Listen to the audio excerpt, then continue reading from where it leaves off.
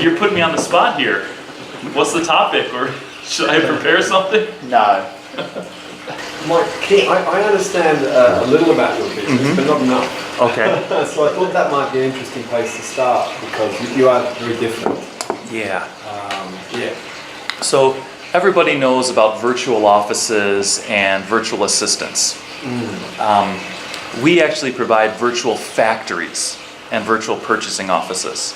So my customers, they're large enough to have their own team in China, but they don't want the headaches of setting up an office in China, hiring staff, dealing with Chinese government, paying the taxes, import-export licenses. So we literally make sourcing offices inside of this sourcing office and workshops inside of our workshops. So our smallest project has just one person full-time. Our largest has 56 employees that they legally work for me, but we're managing them on behalf of the customer. So the client can leverage our import-export licensing, our physical office, as well as 20 years of experience in a way that avoids the need to set up their own office here. And when you mentioned that some do have their own people in China. So some, maybe they have freelancers or they set up an office, but they found it was hard to manage from the other side of the world. Yeah. So we take over the management. Yeah. So the project management, but also sometimes the accounting, logistics management, almost always the HR management. Yeah. And the reason we're attractive is we offer the customer an exit. If their business grows and they want to maybe someday own their own factory, we basically hand over the key and move the virtual team into their office. So far too often in China, the agent or the consultant is trying to keep everybody at arm's length and build themselves in forever at hidden margins. We're totally transparent, and just if the customers, after they get used to us, they almost never want to set up their own woofie. But in the beginning, we say, hey, if you want your own factory, you can. Yeah. And so about maybe 2 or 3 times a year, a customer will get really large and want to set up their own factory. So some of the factories that started as 5 or 6 workers around a small table like this now one has 500 employees in Dongguan at a 6-story factory making auto parts for Toyota and Ford, and but it started small. Wow. So that. But you have a single factory, right?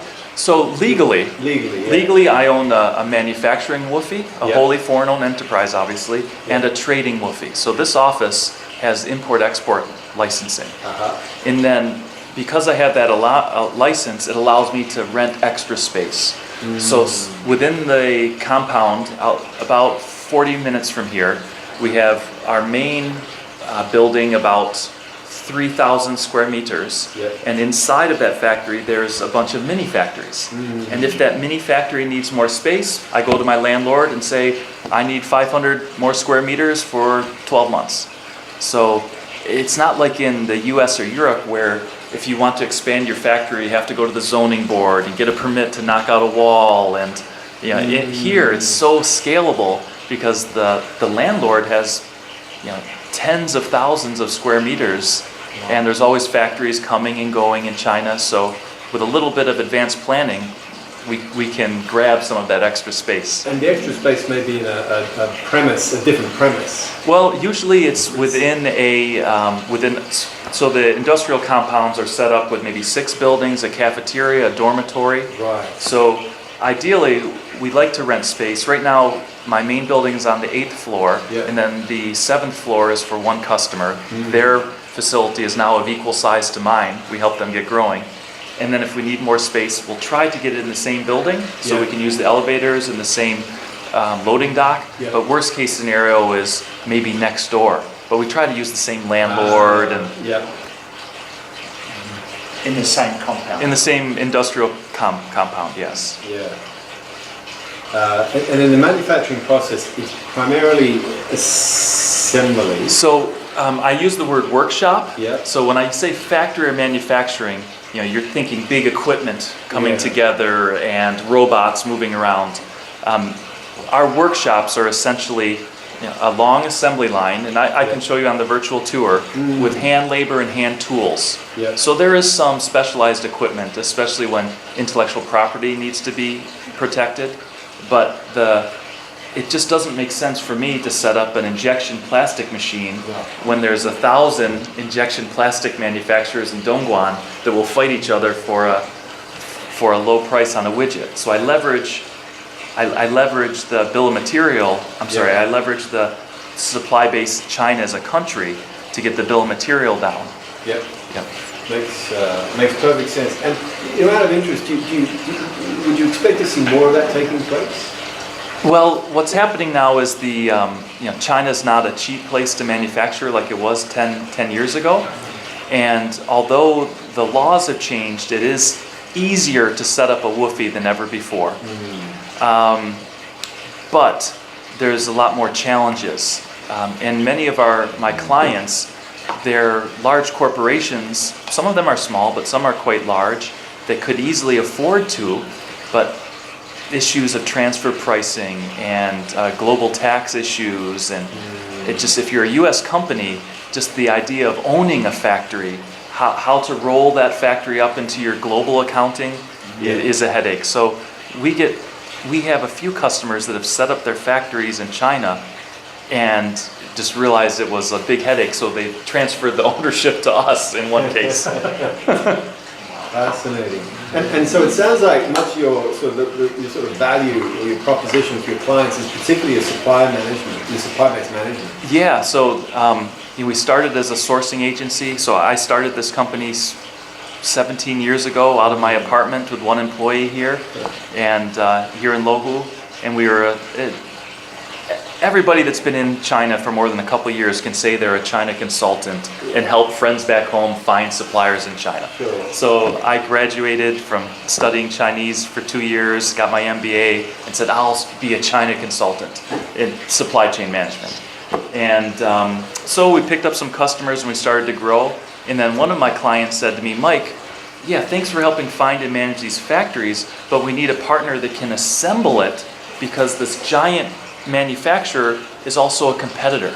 So if I show this manufacturer our new idea for the hardware or the packaging, they may very well run with the idea because there's no intellectual property that can protect it. It's just in a contract, it's good to have, but you can't assume that a non-compete, non-disclosure, non-use agreement will actually protect you. Yeah. What's to prevent the factory manager from giving your idea to his cousin that runs a factory on the other side of town? Yeah. So my clients came to me and said, Mike, we trust PassageMaker. Set up a small workstation somewhere so we can do the kitting and assembly in what's now called a black box. Yeah. So as soon as we started doing that, I realized, okay, it's not supply chain management, it's actually the infrastructure that's valuable. And so at that point, I bought out my Chinese partner's factory so that I don't have any local partners, and that allows us to be in more control in terms of firing, pricing points, management, and so on. You're unusual? I'm sorry? You're still unusual? I don't know of any other company doing this in China, which makes marketing very hard, because what Google keywords would you search to find a company like mine if you didn't know that a company like this exists? Yeah, so it is a challenge. Your supply chain management is of particular interest to me. So we do a lot of work with the big retailers and sourcing arms, and one of the everyone's looking for that next low cost proposition, but there's recognition you can't move your supply chain with you. And China is a great part of the world's manufacturing captive. What's your view on that? Sure. Well, if you're making socks and baseball caps, maybe you're going to go to Bangladesh and Pakistan and places like that. But if you have any electronics, or you're making something that's fairly complex in terms of bill of material, more than just low-cost labor, China wins almost every time. I mean, really high-end things, they still come from Taiwan, Japan, Germany, South Korea, but your mid-range, leaning towards higher-end quality, China has that locked down. Yeah. And I said that China's not cheap anymore, But I did a study, and I can share this with you. So in these factory workshops that we set up, the labor rate is under $3 an hour. In California, if you wanted to hire a company to do assembly work, minimum of 36. Yeah. So I'm not talking minimum wage, I'm talking the price that you as a customer would need to hire a warehouse personnel in a place like California. Yeah. Not unionized. So, even though at my assembly center in Shenzhen, my labor rates have gone up 15% for 6 years in a row. So that's a huge difference. But it's still less than $3 an hour. And I think that, as no one knows for sure or has a crystal ball, but now that the Chinese economy softened up a little bit, I think they realize that raising the labor rates too high, too fast will affect too much export-oriented business. I realize that they want to be consumer-oriented at some point, but it has to be a managed rebalancing. So I get the sense that, often in China the pendulum can swing very quickly, and maybe it's starting to slow down the swing. So who knows, but I would be surprised if the labor rates go up another 15% this year. Please don't, but it could happen. And the supply base here in Shenzhen, I mean, there's a lot of obvious questions. I'll throw a few at you. To what extent are suppliers moving either into Western Guangdong, into Hunan, or... I like to say that, in the United States we have Mexico within NAFTA. Yeah. China has its own built-in Mexico. Right? You just drive 6 hours away from the coast, or you hop on the bullet train and you're in Hunan. Go even further, you're in places like Chongqing and Xi'an. So I recently I moved my factory from inner Shenzhen, the district of Buji, probably what you guys drove through today, over to Pingdi, which is on the border with Huizhou. So I'm still in Shenzhen. Yeah. So I did all of the math, and I realized I could probably save more. I could cut my labor costs and rental expenses if I moved to Hunan. So I made 6 fact-finding missions to different places in Hunan. But the savings in labor and rents would be offset not only by logistics, but most importantly, I wouldn't be able to recruit the caliber of people that I have in Shenzhen, quality managers, engineers. I have 5 foreigners that work for me. It would be hard to get those people to move to Hanyang in Hunan or Changsha. So yes, the factories that are, if it's just labor, and some basic raw materials, a t-shirt, sneakers, that's going to leave China. If it's a mix of technology and raw materials that are readily available in China, then that stuff is starting to go to the interior provinces. Yeah. If it's higher tech, that zero parts, the Japanese style of 0 defects per million, that's going to stay in Zhejiang and Guangdong and won't be moving anytime soon. Even Foxconn and Samsung and those large corporations, when they make an investment, you're starting to see them move to the interior, but all their suppliers come with them at the same time. Yeah. So if you don't have that scale, it's hard to move just by yourself. Well, let's say you had 100 suppliers, how many of them in the last few years would have opened up another factory outside the province? Yeah, outside the province, only maybe about 10%. So not a lot, but we're not dealing in textiles, and it's more. Our products can be everything from car parts to furniture to toys. Some of the toy manufacturers have started to move. Vietnam? One of our bigger customers that was in textiles, so uniforms, work uniforms, boots, gloves. Like in North America would be called Cintas is the famous brand there. So a European version of that. When we started, 80% of their manufacturing was in China. Then within 3 years, it was flipped. So most of it went to Vietnam. Right. Mostly Chinese-owned factories in Vietnam. Customer is from the United States. Strangely enough, At one time, 80% of our revenue was from Australia. Really? Yeah, I'm not Australian, I'm from America. And the reason is that maybe 10, 15 years ago, before the internet really came along, Australian companies were happy to focus on the domestic market.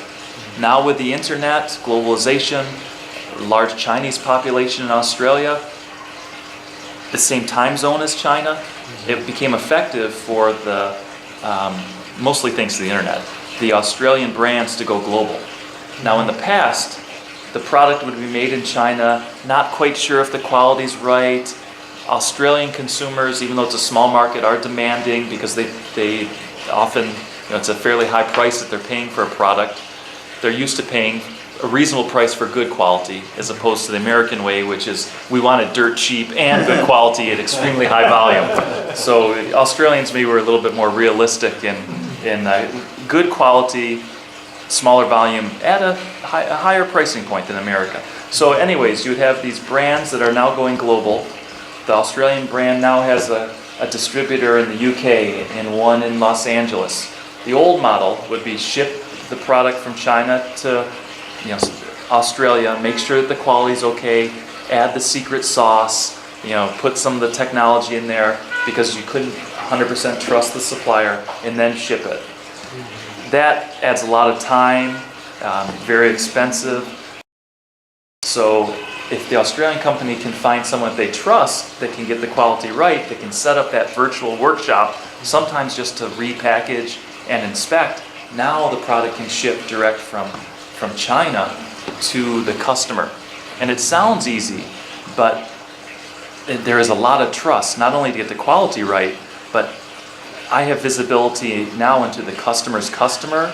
What are the pricing points along the supply chain?